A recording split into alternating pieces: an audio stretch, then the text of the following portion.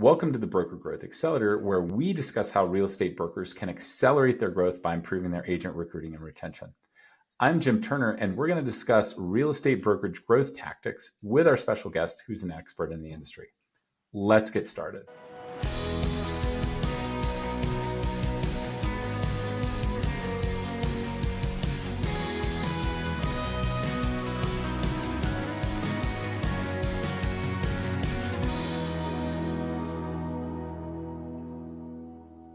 Hi, my name is Jim Turner, and I'm the CEO and co-founder of Brokerkit, and I'll be your host today. Today on the show, we're super excited to have Nate Brown, who's in Chicago and is the SVP of Growth at Century 21 Integra.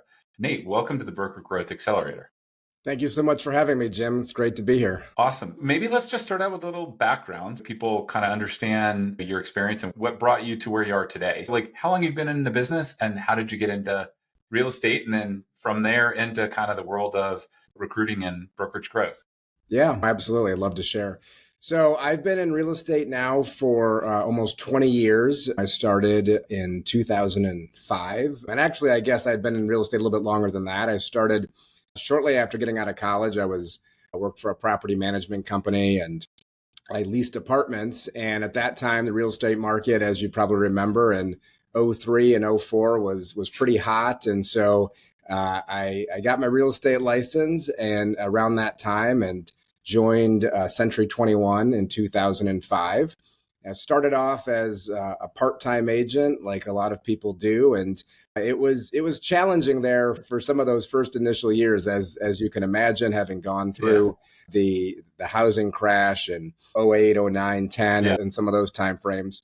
But I worked my way up to a full-time agent. I quit my other jobs that I was doing to support myself. And things really, really took off for me. And I did really well for a number of years there and was top producing agent in the office that I was in and within the Century 21 system. And then I was approached at one point to get into more of a management role, more of a recruiting role. And so I started that probably around 2016, 2017, and really enjoyed it, really enjoyed that side of the business. And so I transitioned more from sales to recruiting, and then I was managing an office. And then that led to me working with multiple offices with their recruiting and growth efforts throughout Chicagoland. And then the Century 21 company that I was with prior to Integra, they had offices in Illinois, Indiana, and Florida. And so I was doing recruiting and growth and M&A activities in all three of those states. And then joined Century 21 Integra about a year ago. And my role expanded even more as we're licensed in about 12 states. And so that brought about some great opportunities to work with some pretty amazing people across the country. We have offices from San Antonio all the way up to Maine and all places in between. And so with that, my recruiting and growth efforts have had a whole nother level of experience and excitement. And along the way, we've been able to meet you and your team, Jim, and that's been really instrumental in some of our efforts to recruit agents. Love it. Love it. And so Century 21 Integra, like how many agents do you have now and what are the goals? Obviously kind of an interesting time in real estate, but well, for those listening later, we're literally a couple of weeks away from when the NAR settlement changes need to be in effect in August of 2024. But where do you want to be in terms of agent count and 12 months from now? That's a great question. We hover around 1,700 agents. And like I said, we're licensed in 12 states. We grew considerably over the past year or two. And so when I joined Integra about midway through last year, there was already a lot of growth and M&As that were happening. I think we did probably about 25 M&As last year. We did more than any other Century 21 company. And so it was a pretty busy year on a number of fronts. We basically doubled our size in terms of agent count and gross commission dollars and even units, probably really across the board, every metric that you look at, we've pretty much have doubled over the past few years. You ask, where do we want to be? What are our goals? We would love to be across the country. I mean, if I were to be completely honest with you, I'd love to be in every single state. But, we look for Wow. opportunities in places that make sense. We've looked at opportunities in certain states, and every state and every market's a little bit different in terms of the agents and what they expect and commission plans and compensation structure. Sometimes it works with our model and sometimes it doesn't. And so we have focused and grown pretty heavily in Texas and New York and the Chicago region in the past year, and Florida. And so those are kind of some of the main markets that we're continuing to look for opportunities to expand and grow. Century 21 Integra, we also go by Century 21 Northeast up in the New England area. So that is where the company started back in the early 90s, and that's where Jim D'Amico started everything. And so we have a very, very strong presence in New England. I think probably in the New England market, a lot of majority of agents have at one point either been an agent with us or done a deal with us in that market. So we'll see where the future takes us. I mean, in terms of growth, I'd love to see us across that 2,000 agent mark here in the next year. That's a lot of work. Anybody that's ever done recruiting in this business knows it's the most difficult, challenging part of being in brokerage is recruiting agents. There's a lot of challenges, obviously, with the NAR settlement, all the changes that are taking place. I think agents are going to find themselves in one of two categories. Either one, they are going to be with a brokerage who has not prepared them for what's about to happen here, and they're going to need a lot of help. And I think that creates an opportunity on a recruiting front for companies like ours. We've been preparing our agents for this for, it seems like, almost the past year. And so I can't even tell you the number of trainings that we've done leading up to the August 17th date. But we're well prepared. Our agents are well prepared. And that, like I said, creates a great opportunity for us as we go out and talk to other agents. And I think there'll be an opportunity to recruit a lot of people in the next 6 months. You talked about the territory that you are, from a geographic perspective, your Century 21 Integra is going after. What other niches is the focus in terms of kind of types of buyers and sellers, and also the associated agents that are a good fit for that? And what's the ideal agent for those niches beyond just kind of the territory? Our model, the agents that do good with our company and our model are pretty self-sufficient. I mean, every agent's obviously an independent contractor, right?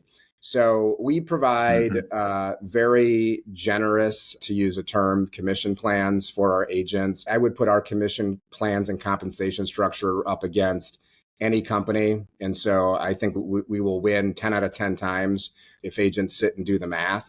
But most of our agents are pretty self-sufficient. And so aside from new agents who obviously need a lot of hand holding and training, which we provide a ton of for them, most of our agents who are experienced, they just want us to pick up the phone and answer when they have questions. We have a centralized system, help desk system for our agents that they can reach out to 24/7 to get their questions answered. And, the day and age, I think, preaching to the choir here, but the day and age of brokerages having big, huge offices with a bunch of payroll is gone. It's over. If you still are operating that model, you're not going to be around for long, in my opinion. And so we've pivoted, and Jim D'Amico has done a great job with leading the charge on that. We've pivoted, I feel like, at the right time. I was just having a conversation with him yesterday, and we were talking about, there was a study that Account Tech put out recently, and they looked at the profitable real estate brokerages versus the not profitable real estate brokerages. And what the common denominator that they found, this is really interesting, the common denominator that they found between the profitable and non-profitable is the profitable brokerages had 6% or less of their gross commission dedicated to payroll. And so when you think about how that number plays out, I know plenty of companies that are spending way more than 6% of their gross commission on payroll. And I'm sure there's some companies that can make that work depending upon their commission structures. But I thought that was a really interesting metric for owners and operators to look at their budgets and go, maybe we're spending way too much on payroll. And is it really needed? Do we really need to have Right. an admin Right. sitting in an office 40 hours a week? Is that really the model that agents really need? I don't think so. I think agents just simply want people to answer their questions and help them when they need help. A lot of agents work from home. They're not coming into the office as much as they used to. COVID accelerated all Yeah. those challenges. So, a long way to answer your question is that I think the ideal agent that I go after is someone who's pretty self-sufficient, who has a good handle on the business, but there still is a need for them to obviously reach out to us and for us to work with them and collaborate with them. Like I said, we do tons of Yeah. training. We help them with some of their marketing efforts. Century 21 is a phenomenal brand. I've been with it for, like I said, almost 20 years. And I think, the combination of the big brand name that everybody in the entire world knows in conjunction with super competitive commission structures in our business models, that's really, to me, the value proposition that we bring to the table. What you just said about that study on the 6% is super interesting. That definitely implies there's strong economies of scale, right? Because the model, kind of the centralized support model that you talked about, you need scale to drive that, right? And make it have it make sense. And it also implies you really need to focus on growth to get that scale. To maintain competitiveness, right? And it's that balance of you have to be super efficient with how you grow, though, so that you're not adding a bunch of unnecessary staff, basically, to help you get there. 100%. And that's where I think when we look at M&A opportunities, when we look at financials and P&Ls of a particular company, we can make things work that typically other companies might not be able to because they're just not as big as us. We have so much stuff centralized from an accounting perspective and an operations perspective that we can eliminate a lot of that payroll that might be in their P&L. And what was once maybe not a profitable office all of a sudden becomes profitable because of our centralized operations. So the 6% metric I thought was really an interesting number. And as I've thought about it more over the past day since Jim and I had that conversation, I think it should be a ruler in which a lot of people start measuring, do we have too much payroll? Do we not have enough payroll? And what's the balance so that we can be profitable? Well, and make sure the payroll is skewed towards things that bring in revenue, like recruiting, right? Well, and absolutely, absolutely, and that's not to cut you off there, but that's one of the main thing that we look for. If somebody is on our payroll and they're not like an accounting person that's processing commissions and getting agents paid and doing some of that back office stuff, if they're not on that part of the payroll, then their number one responsibility is recruiting. So every manager that's on our payroll, their number one responsibility is recruiting. And so when we look at adding to our payroll, it really comes down to, can this person recruit or help us recruit, or can't they? Because if they don't have the ability to help us recruit and grow, then we're probably not going to pay them and put them on payroll. That's super interesting because I have conversations like this essentially daily and have for years. And one of my favorite questions is, what I hear a lot of people say is, I have trouble getting my managers to recruit. And then I ask, okay, how many hours a day do you think they should be recruiting? That's like my favorite question. It tells you so much, their answer. Most will say, I don't know. They've never thought about it, right? And then it's kind of are people, have they really looked at the numbers when I hear that answer? And do they understand that there's almost nothing that moves the needle more than that? And how is it that you would have all of this staff in the organization with no accountability around that? Right. Recruiting needs to be taking place every single day in some way, shape, or form. And what I look for more so than let's sit here and tally up the total hours, because that is important, don't get me wrong, is consistency. It's consistency. Right. We just got done doing I called it a 30-day recruiting challenge with our managers, where for the entire month of June, we got all on a Microsoft Teams Zoom call, and for an hour every single day, we cold called together. Everybody was on camera. We muted ourselves. And I've been doing this with managers going prior to me joining Integra. And I've been doing it for a Yep. few years now. And I've found this really effective because one of the hard parts, I think, is, well, number one is accountability, right? If I'm getting together on a daily basis with a group of, say, 9, 10 other people, there's an expectation here that I'm going to show up and then I'm going to make these calls. And so we would spend an hour a day making the calls, and then we'd huddle up at the end. And I wanted three numbers for them, right? How many agents did they call? What was that number? How many Yep. conversations did they have? And then how many appointments did they set? Three numbers. At the end of every day, we'd have a spreadsheet and we'd plug our numbers in. And the expectation was that if for whatever reason you couldn't make the call that day, you're still going to plug your numbers in before the end of the day. We had great results from that 30-day challenge. We set a lot of appointments. We had a lot of great conversations.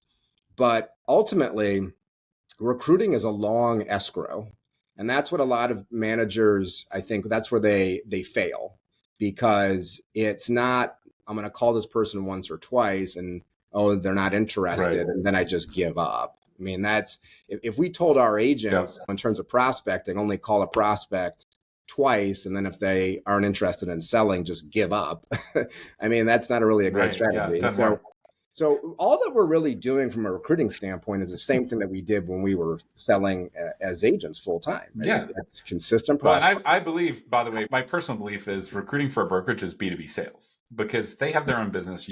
It's almost more like a customer relationship, Right. where you're a vendor, right? You're Yep. talking them into coming, and it's a B2B sale, and that's what it looks like, right? And you have to realize that. And just like any kind of sales, there's prospecting involved. You got to start the conversation somehow, and you have to be the fortunes and the follow-up, right? It's not always Yeah. going to happen on the first conversation. Having a system in place to track that follow up, to set up tasks, set up email and drip campaigns, it's so important. It's so critical. And that's Yeah. where, Jim, you and your company have really come in and helped us out so much, because I have used other recruiting. There's not really a lot of real estate Right. recruiting specific CRMs. I mean, we can probably count them on one Mhm. hand. And so Right. I've used, It's a niche for sure. oh, so much, so much. But I've used other recruiting CRMs and other types of CRMs. And by and large, what you've created with Brokerkit, in my opinion, is the absolute best. It's everything that you possibly want packaged into one system. And so we really have removed the excuse that managers may have about, well, I don't have a system Right. to be able to set up, drip campaigns, whether it's email or text, or I don't have a follow-up Right. system in place. So we've used Brokerkit. Like I said, Yep. during that 30-day challenge, every manager was using that. Yep. Yep. Well, and that's the problem specifically that we're really trying to solve is how do you get the managers to use it? Because that, like I said earlier, that's what everybody's question is. Sounds great to get people my managers to recruit. How do I get them to do it? And it's all about make it as easy as possible. Don't give them spreadsheets. Don't make them deal with data. Don't No, make them deal with messaging. no. Get it as turnkey as possible. And then it's accountability, leaderboards, keeping an eye on it, coaching them, right? But also being a good role model. Honestly, that's a huge part of setting the expectations around it. Absolutely. I mean, it's one thing to tell your managers or your agents to make the calls. It's another thing when you're in the room and in the trenches with them, also making the calls. And so Yes. I've always am a part of when we do those 30-day challenges, or when we do an hour of power hour or whatever you want to call it of recruiting. I'm always doing it right along with them. And even all the way up to the top to our owner, Jim D'Amico, he's in there making calls too. Our COO, Rob D'Amico, he's making Love calls. it. And so this isn't just, it's just should be the manager's job. It's everybody's job to recruit. And we Right. incentivize even our agents to help with recruiting. We offer revenue sharing. Our agents will get 1% of the gross commission from any agent that they help to recruit in. And then it's an ongoing revenue share. So every time one of their recruited agents closes a deal, we give them 1% of the GCI. And so we've created incentives for our agents to also be a part of this process. And that's, again, another great thing about Brokerkit is we can create these referral pages for our own agents to go in and to give us their recruiting leads. And then it gets forwarded right to the manager, and the agent can follow along as the manager is making calls, and well, whether they're having success, or maybe the agent needs to jump in and give a little nudge to the whoever that person might be to try to get them across the goal line. But it's literally an entire organization's pulling in the same direction. Everybody's involved at some level and some aspect of recruiting.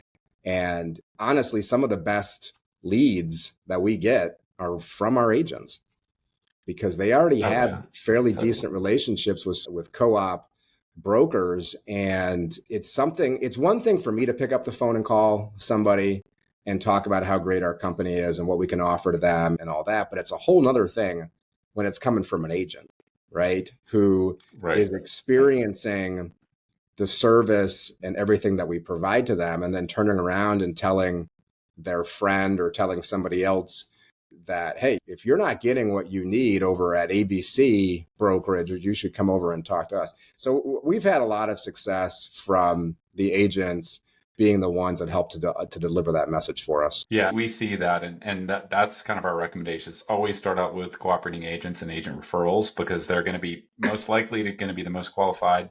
And they're kind of warmer, right? They're not, It's not just picking up the phone and calling somebody cold. Somebody's 100%. Worked with them. So back to, I want to pull the thread that you kind of covered, though, in terms of what should be the expectations. What do you believe the expectations should be for managers, like whether they be a branch manager or a regional manager? It's more common to have them kind of own an office, right? With maybe 50 to 150 agents, or 50 to 100 most commonly agents.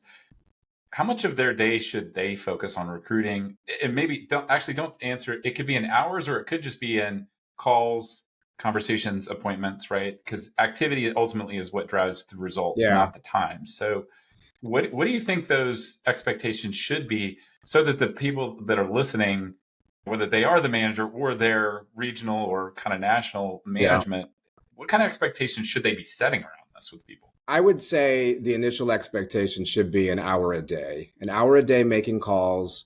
And the one thing that I've learned in working with managers who have not been regularly recruiting is that you have to overcome a bit of a fear factor. Any type of cold calling, there is this level of anxiety that I'm going to have an agent yelling at me on the other end of the phone. That has rarely ever happened to me. Ever. I mean, has there been a few calls where people get a little bit confrontational or they got an attitude? Yeah, I mean, there is. But you deal with it and you move on, right? And so part of it is just getting people comfortable with actually doing the calls. I can remember when I first started doing the cold calling in a group setting, I actually started by meeting with a group of managers in person. And we would meet at an office, and there'd be maybe 4 or 5 of us. We'd huddle up in the beginning. We'd kind of break up into separate rooms, so that way we're not like distracting each other and having conversations on top of each other. And then we'd huddle up at the end and we'd go over the results. And sometimes I'd give out gift cards and prizes for who set the most appointments, or who set the appointment with the biggest producer, things like that, just to make it fun, and buy them lunch after it's all said and done, just to make the experience a little bit more enjoyable. But one of the things that came out of doing it in person is that gives me the ability to listen in on some of these conversations that the managers are having. And I can remember one particular manager, she had never done this before. She was, I would say, somewhat terrified of making the calls. She didn't have, at least initially, the confidence that she needed. That first call or two, it didn't go well because she just had so much anxiety and she just didn't have the confidence.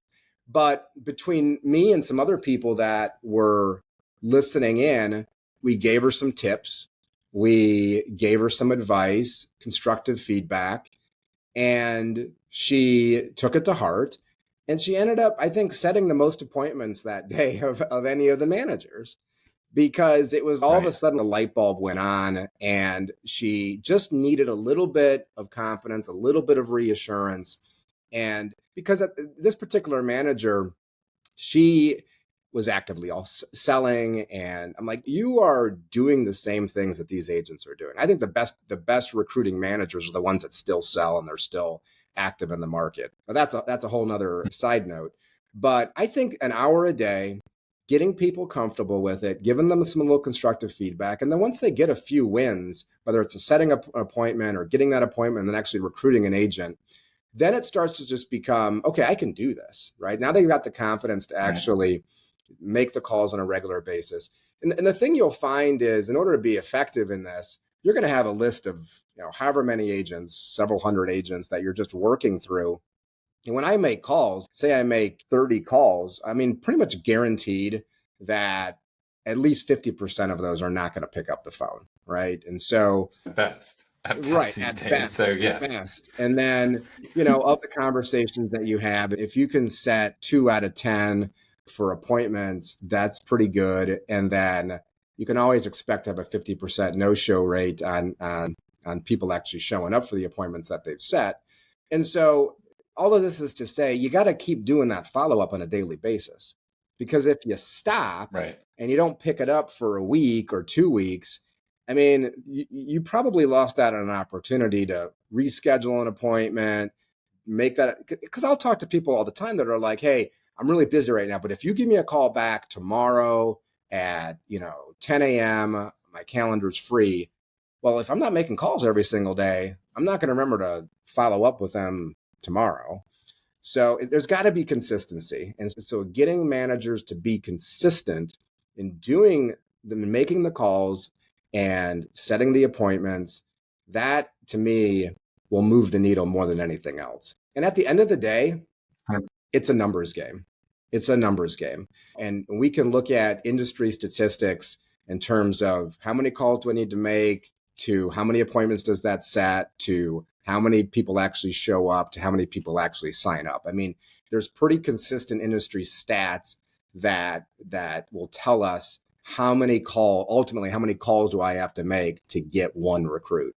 And so if I can just get the managers to make those calls, I know from a numbers data perspective that in the long run, and again, it's a long escrow, right? So just because you made 50 calls today doesn't mean that it's going to equal a one recruit in 30 days. It can be a long escrow. I think I once heard that it takes 13 to 14 meaningful contacts with a recruit before they're ready to move. I mean, 13 to 14, that's you got to be pretty consistent and be in it for the long haul in order to hit that type of number. Right. And we regularly see people give up too early thinking it's not working when it's really more of a slow burn, right? And you just need to take time. It's like sales in general, right? Everybody's focused on, I want leads. But once a lead is a conversation, right? But what percent of the people are going to just say like, oh, sign me up right there, right? It's the fortunes in the follow-up, setting tasks and follow-up. The fortunes in the follow-up. And I think the other thing that recruiters who are first starting off, one of the key mistakes they make is they do too much of what's called feature dumping, which is me calling up a recruit who maybe I have not established a relationship with yet. And all I'm doing is telling them how great my company is and all the great things that we can provide to them and how great my compensation plans are. And I jokingly tell managers, it's kind of like if you were to go on a first date and you were to sit there at the table and you were just to talk about yourself the entire meal. I mean, the odds of you getting a second date are pretty low, right?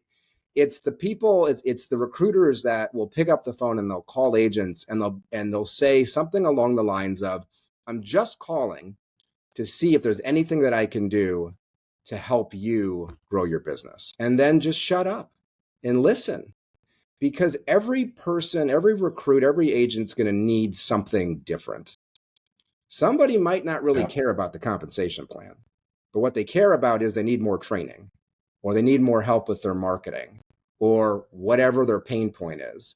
And so I think if you approach recruiting that way, finding out what it is they need help with, and then you help them even before they become your agent. Because if somebody doesn't know who I am or doesn't know who one of my managers is, and all I'm doing is calling and feature dumping on them, why would they want to join me?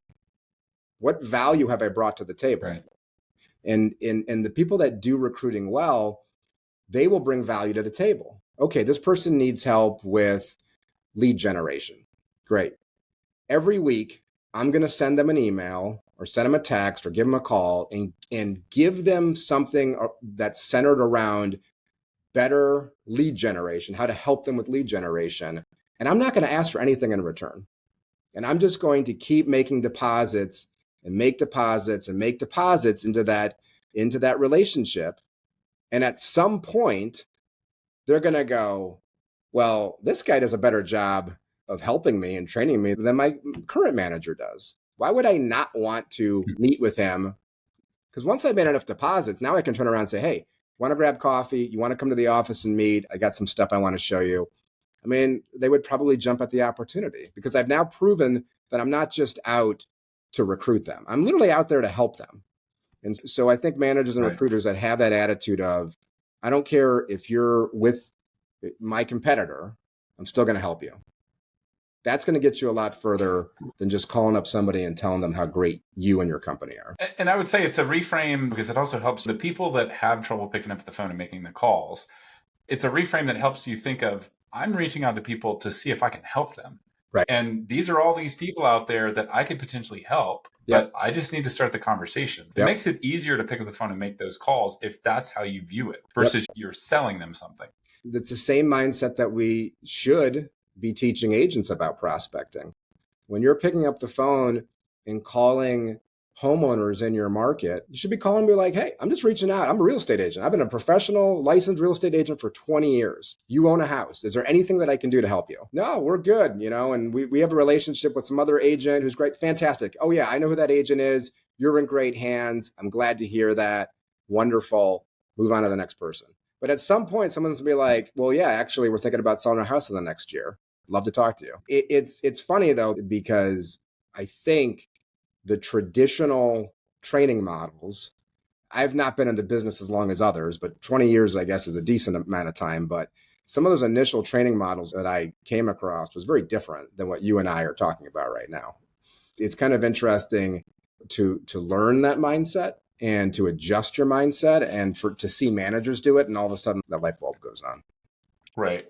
That kind of brings me to the question, what kind of agents are you looking for and why? Like experienced agents, new agents, specific production, but also just like personality traits. What is a good fit for Integrity and what are the type of agents you look for and why?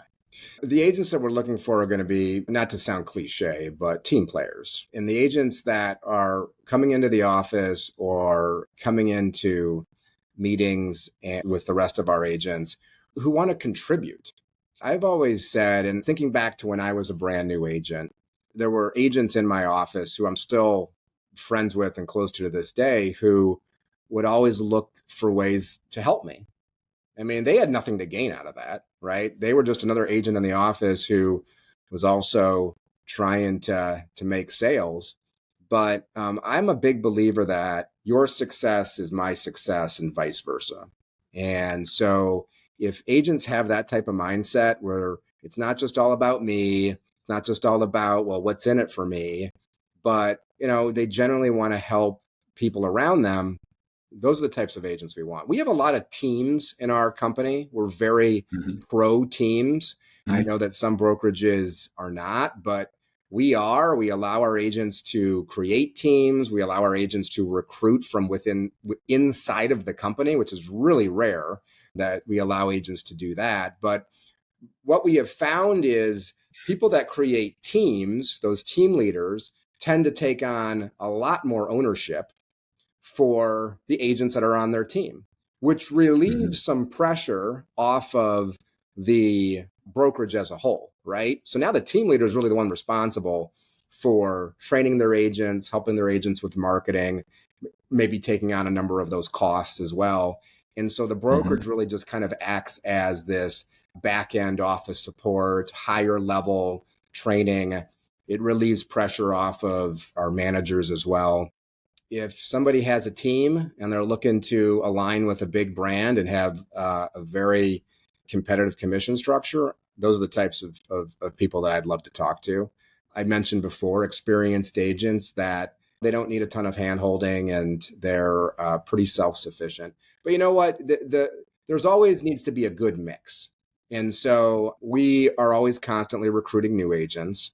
You have to have a farm system, right? It's like professional sports, because you don't know who that next new agent that you recruit in is going to be the next top producer in your office. When I'm recruiting new agents, I obviously am looking for certain qualities, professionalism, people that are going to show up and get trained. I mean, that's one of the biggest, if you talk to managers, probably one of their biggest pet peeves. You sign up a new agent and then they don't show up for trainings. They don't make it a point to learn how to fill out a sales contract or a listing agreement.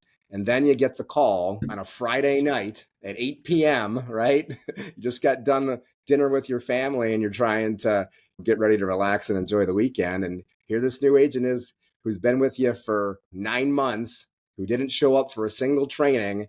And now it's like, hey, I need to write a contract and I have no idea what I'm supposed to do. So that's not the ideal agent that we want. And so when I look for new agents, I'm like, listen, here, I will onboard you. Here's the schedule. Here's all the things that I'm going to go through with you, or somebody else is going to go through with you. But I need you to commit. I need you to commit to getting this done and going through this training in the first 90 days or so that you're with us. I mean, I want to get you up to speed and get you writing contracts as soon as possible. Because sometimes I'll have agents ask me, well, when I join you, how soon until I can start going out and working with clients and showing? I'm like, I want you to go out on day one, right? I want you to be able to go and make sales as soon as possible. But you get a number of new agents that are part-time agents. I mean, I was one of them, 18, 19 years ago, however long it's been now. And the thing I tell with part-time agents is, you can do this, you can become a full-time agent, but you need to commit certain days and certain hours to working on your real estate business. Because if you treat it like a hobby, it's going to be a part-time thing forever.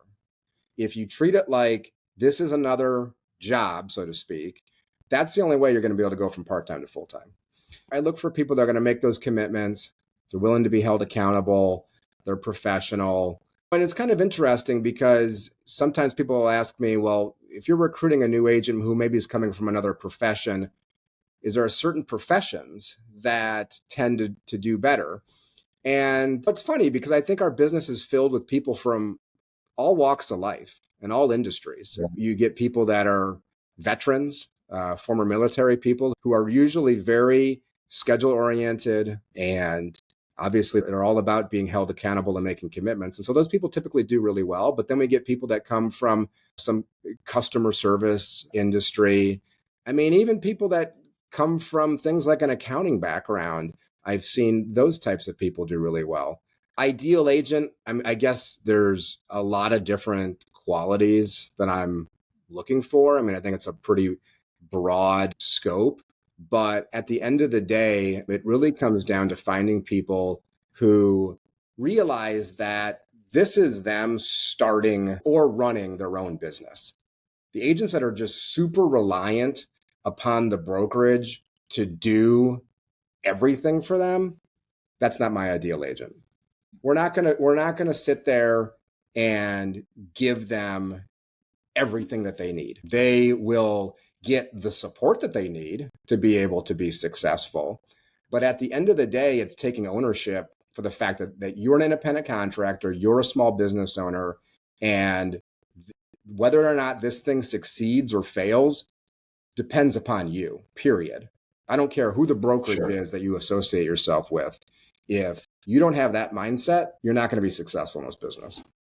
Makes me think back to the 6% you said earlier too, right? If you have to be lean and super efficient, it almost skews you to focus on people that are going to be more self-sufficient themselves, right? And draw less overhead, essentially, which means you need to be a little more selective. And one of the things I find in a lot of these conversations is, it's another thing I asked to like, do you ever say no to people?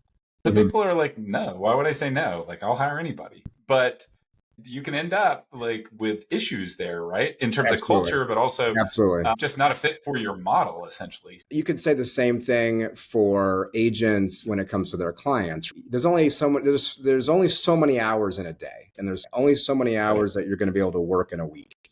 And so if you have a particular client or type of client who's just running you ragged, And they're not going to, I mean, tire kickers, pre-approved. I mean, we tell all these agents, don't be working with a buyer until they get pre-approved, or at least don't get too serious with them. But they still do, right? They still do.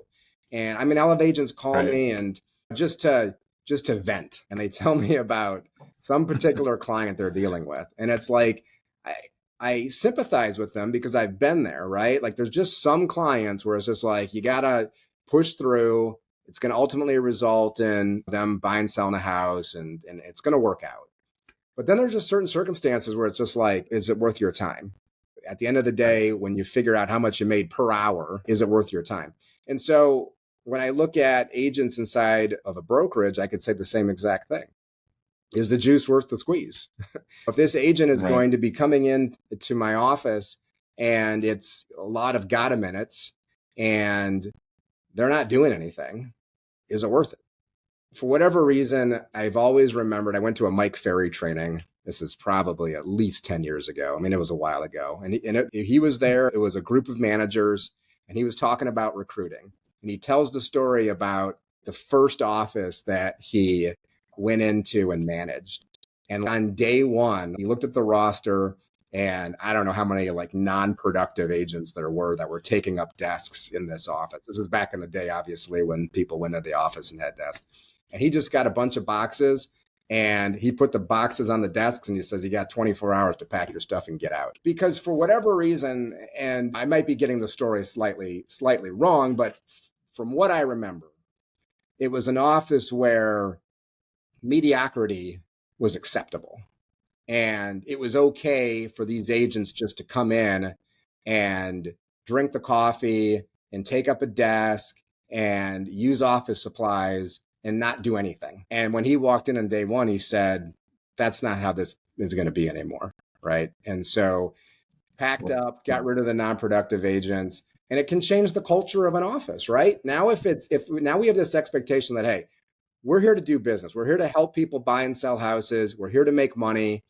And listen, I don't want to like demean any particular company or brokerage's culture, but we all know that there's companies out there who set up the ping pong tables and the pool tables, and they make these offices all about fun and entertainment, which is great to an extent. But I have agents who don't want to come into an office and they'd rather work from home because they don't want the distractions. They don't want to be distracted. Yeah, and totally. So sometimes, to kind of bring this back to managers recruiting, there's definitely times when if I want to knock out my hour of calls, I'll do it from home before I come into an office. Because the minute I come into an office, we know how it is. Now the agents want to talk, they want to catch up, they want to, it's the gotta minutes, it's all that stuff. You talked about what you did want, and then we kind of went into maybe not the fit.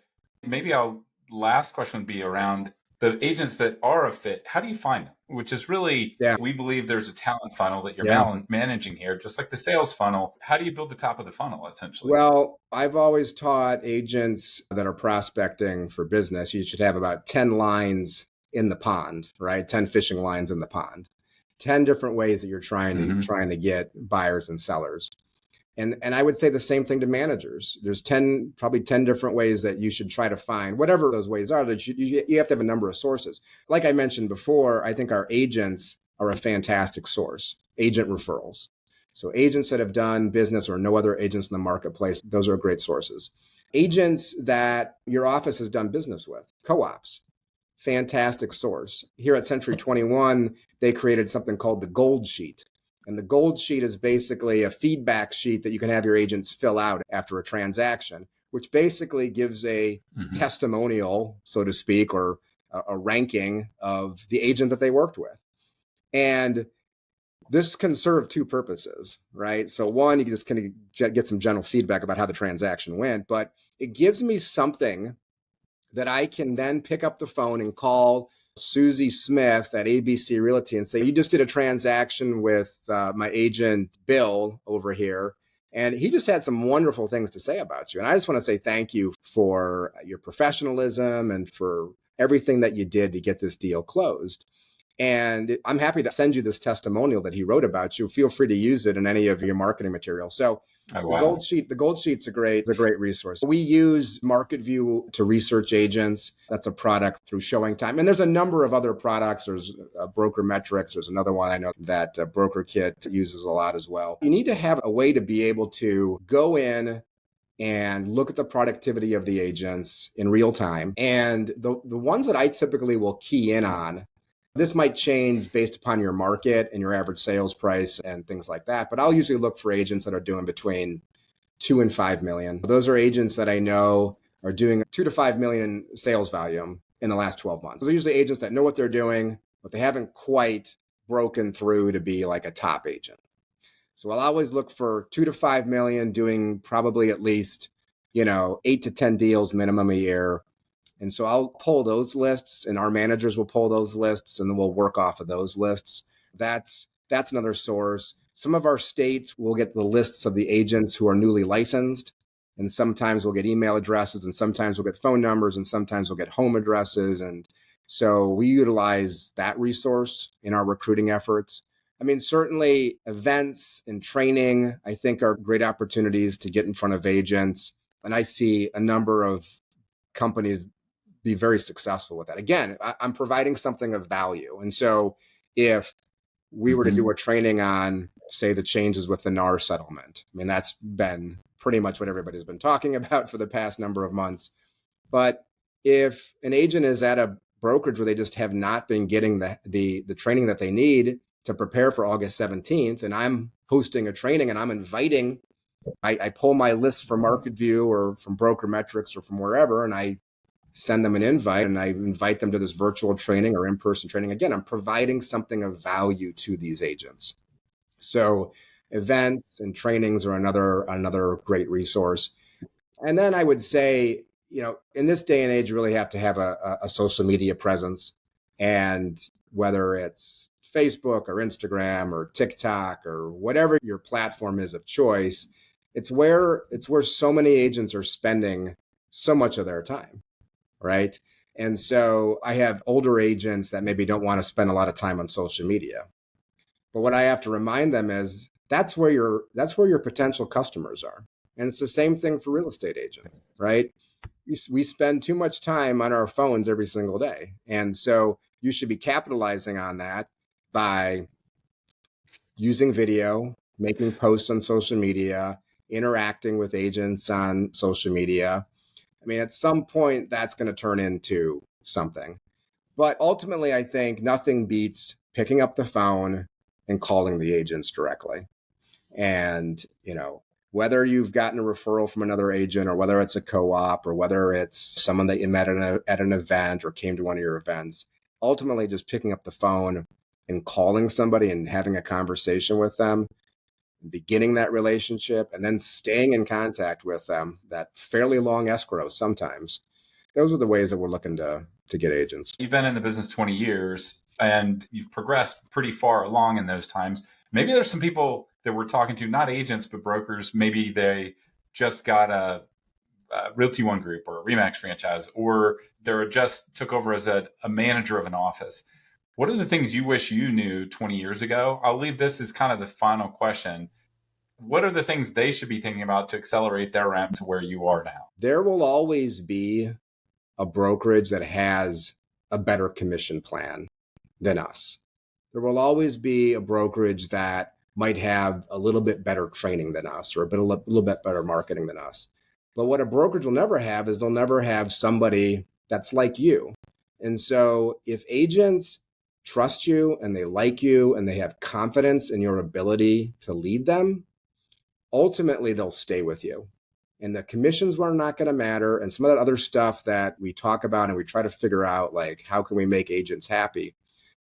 If at the end of the day, they have confidence in your leadership, and again, if you're providing value to the agents, ultimately that's what matters. That's what's going to help you retain agents.